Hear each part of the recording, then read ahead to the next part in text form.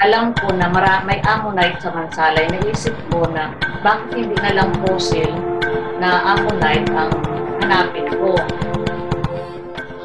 Nagsimula ako sa maliliit na ammonites, tapos naghanap ako ng mga mangya na makakatulong sa akin para maghanap sa bundok. Ang fossil ng Mansalay ay sinasabi ng mga scientifico na 165 million years na. Ang mga batong ito, sa paningin ng iba, baliwala. Ang sabi ng taga Bureau of Mines, sa Quezon City, ang Mansalay daw ang Jurassic Park of the Philippines.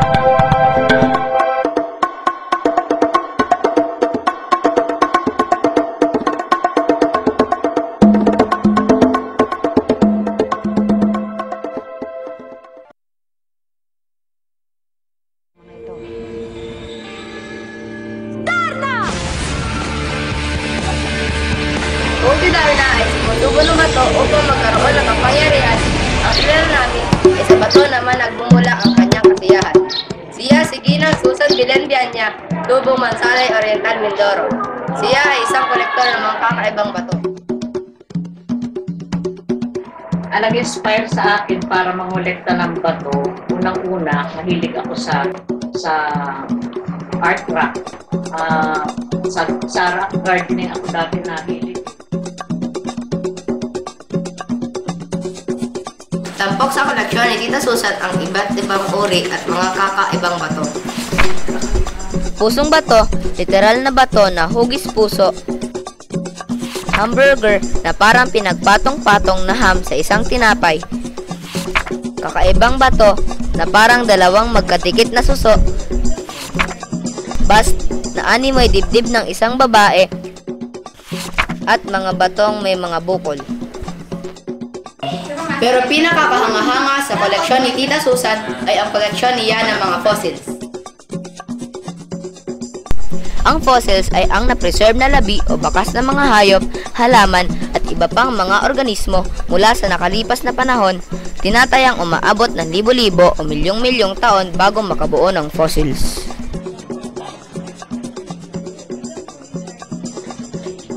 Kapag ang labi ng namatay na hayop ay nalagak sa katubigan, natatakpan ito ng putik at buhangin.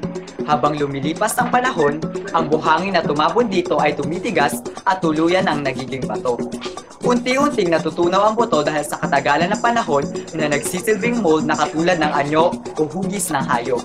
May mga mineral na pumapasok sa nasabing mold at pagkalipas ng maraming taon ay nagiging bato rin.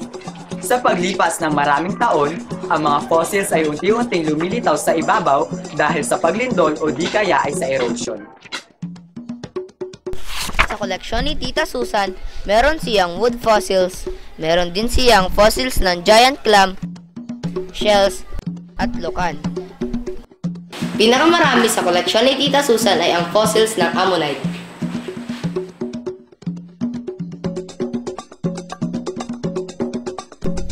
Ammonites ay ang pinakakaraniwang fossils na natagpuan sa buong mundo. Nabuhay ito sa panahon ng Mesozoic era, 240 to 65 milyon taon na ang lumilipas, sabay na nabuhay ng mga dinosaur. Ang pangalang ammonite ay nagmula sa Greek ram horn god na si Ammon. Ito ay kabilang sa grupo ng predator na kilala sa tawag na cephalopods. Kapamilya ito ng octopus, squid, cuttlefish at nautilus. Alam ko na may ammonite sa Mansalay. Naisip ko na bakit hindi na lang fossil na ammonite ang hanapin ko. Nagsimula ako sa maliliit na ammonites, tapos naghanap ako ng mga mangya na makakatulong sa akin para maghanap sa bundok. Hanggang sa lumalim ang interes ko, napunta ako sa katihan, sa dagat, pag low tide, tapos sa ilog, hanggang sa umakyat ako sa mga bundok. Hanggang sa na-discover ko doon sa Hawili River 2, ang tawag nila doon. Doon ako nakadiscover ng mga pader na may nakamarka pang mga lupan at saka mga ammonites. Ayon sa tala ng National Museum, ang unang palatandaan ng panahon ng Mesozoic sa Pilipinas ay ang pagkakatuklas sa ammonites ng National Development Company Petroleum Survey sa pangunguna ni Mr. Hollister noong 1940 mula sa Mansalay Bay malapit sa Colasi Point. Ang mga ammonite-bearing rock na ito ay tinawag na Mansalay Formation. Ang Mansalay ay isang bayan sa katimugan ng Silangang Mindoro na may magagandang baybayin at kabundukan. Kilala rin itong tahanan ng mga katutubong mangyan. 2008 hanggang 2010 sa parte ng dagat, yung pamumulot ko ng fossil, yung panahon na yun ang pinakamarami. Pero ngayon wala na. Ang mga batok ito, sa paningin ng iba, baliwala. Walang kwenta sila. Pero sa kagaya natin na nakapag-research tayo sa internet, nauunawa natin, utay-utay, nauunawa natin ang importansya ng mga fossil. Noong 2010, nagsagawa ng pag-aaral ang National Museum, Mines and Geoscience Bureau at National Museum of Nature and Science ng Tokyo, Japan. Nangolekta sila ng mga samples ng ammonite fossils sa iba't ibang lugar sa Mansalay. Kasama dito ang baybayin sa timog ng Mansalay, Amaga River at Bagakay River hanggang sa Colasi Point. Sa kanilang ginawang pag-aaral, natuklasan nila ang 4 na species ng ammonite na makikita sa Mansalay. Ang dalawa dito ay natagpuan sa Amaga River.